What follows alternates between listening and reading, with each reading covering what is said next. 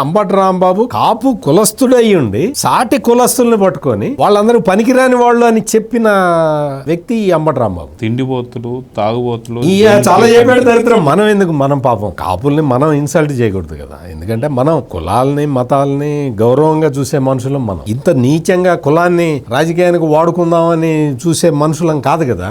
అందుకని పవన్ కళ్యాణ్ కాపుల్ని తిట్టాడు. అటువంటి వ్యక్తిని తీసుకొచ్చి జగన్మోహన్ రెడ్డి కాపు నాయకుడిని చేస్తానని చెప్పి చెప్తూ ఉన్నాడు. ఇప్పుడు అవన్నీ అట్టర్ ఫ్లాప్ అయిన తర్వాత ఆ పవన్ కళ్యాణ్ సింగిల్ గా రావాలి. ఎందుకు వస్తాడు? సింగిల్ గా ఎందుకు వస్తాడు? పవన్ కళ్యాణ్ సింగిల్ గా రాడు. ఎందుకు రాడు అంటే నిన్ను అధపాతాళానికి తొక్కేస్తా అని చెప్పిన వ్యక్తి పవన్ కళ్యాణ్. తొక్కాడు కదా, మళ్ళీ నువ్వు పైకి లేస్తావేమో అని ఆయనకు మాత్రం ఉండదా? పవన్ కళ్యాణ్ చెప్పింది ఏంటి అంటే నిన్ను అధపాతాళానికి తొక్కుతా అన్నాడు. ఆ తర్వాత సెంటెన్స్ ఏంటి?